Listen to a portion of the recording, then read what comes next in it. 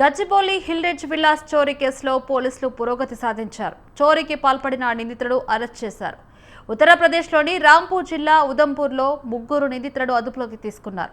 నిందితులు కమల్ షాహీ, అతని భార్య విమల్ షాహీ కల్పనలుగా తెలిపారు. నిందితుల నుంచి చోరీకి గురైన బంగారు, వెండి ఆభరణాలు స్వాధీనం చేసుకున్నారు.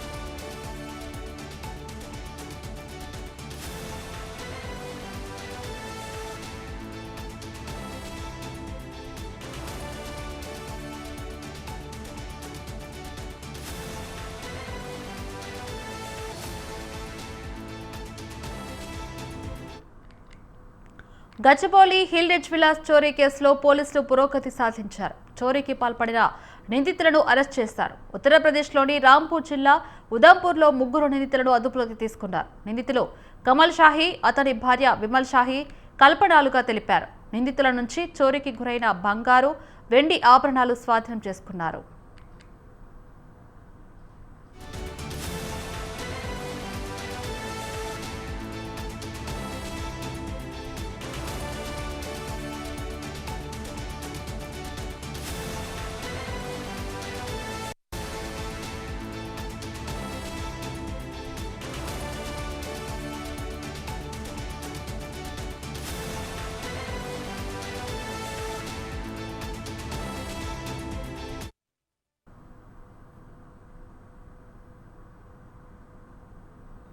గచ్చిబౌలి హిల్రేజ్ విల్లాస్ చోరీ కేసులో పోలీసులు పురోగతి సాధించారు. చోరీకి పాల్పడిన నిందితులను అరెస్ట్ చేశారు. ఇక ఉత్తరప్రదేశ్లోని రాంపూర్ జిల్లా ఉదంపూర్లో ముగ్గురు నిందితులను అదుపులోకి తీసుకున్నారు. ఇక ఇదే అంశానికి సంబంధించి మరిన్ని అప్డేట్స్ లైవ్ లో లిఖిత అందిస్తారు. లిఖిత, చెప్పండి, అసలు ఈ చోరీ ఎలా జరిగింది? ఎంత మొత్తంలో బంగారు, వెండి ఆభరణాలు చోరీ చేశారు?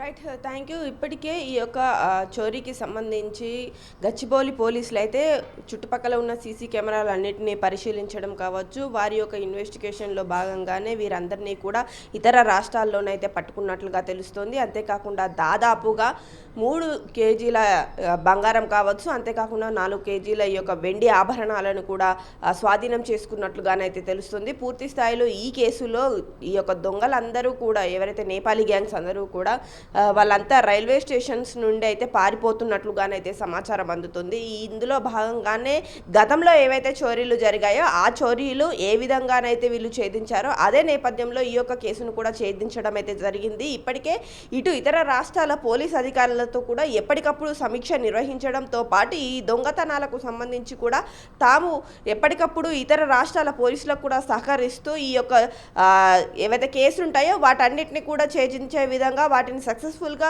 కంప్లీట్ చేసే విధంగా ప్రజలకు ఎప్పుడు అండదండగా మేముంటామంటూ కూడా చెప్పుకొస్తున్న పరిస్థితులు నెలకొన్నాయి. ఈ నేపథ్యంలోనే ఈ యొక్క గచ్చిబౌలి కేసుకు సంబంధించి చూసుకున్నట్లయితే ఇప్పటికే ముగ్గురిని అదుపులోకి తీసుకోవడం అయితే జరిగింది. అందులో భాగంగానే వారి వద్ద నుండి వారు ఏవైతే ఐటమ్స్ చోరీ చేశారో వాటిని కూడా రికవరీ చేయడం, ఇంకా వాళ్ళకు సంబంధించిన ముఠా ఎవరైనా ఉన్నారా అనే కోణంలో కూడా ఈ యొక్క విచారణ అనేది కొనసాగుతుంది.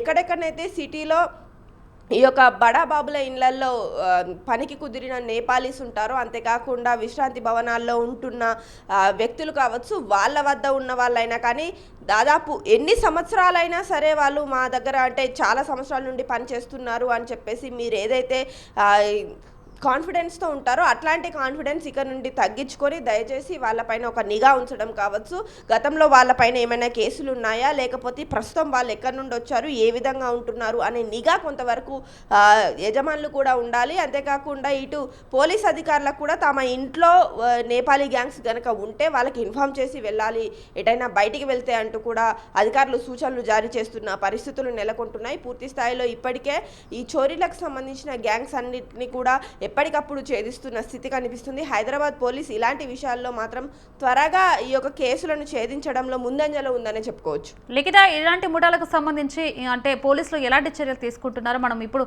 ఈ ప్రస్తుత కాలంలో కూడా మనం చూస్తున్నాం, చోరీలు బాగా జరుగుతూ ఉన్నాయి. సో ముఠాలకు సంబంధించి ప్రభుత్వం, పోలీసులు ఎలాంటి చర్యలు తీసుకోబోతున్నారు?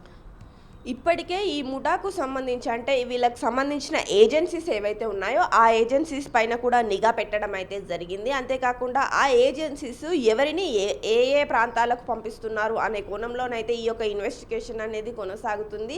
వీళ్ళంతా ఎక్కడి నుండి ట్రైన్ అయ్యి వస్తున్నారు అనే కోణంలో కూడా ఇన్వెస్టిగేషన్ అనేది ఇప్పటికే స్టార్ట్ అయిపోయింది. పూర్తి స్థాయిలో దీనికి సంబంధించి ఒక ఆపరేషన్ అయితే వాళ్ళు చేస్తున్నట్లుగానైతే తెలుస్తుంది.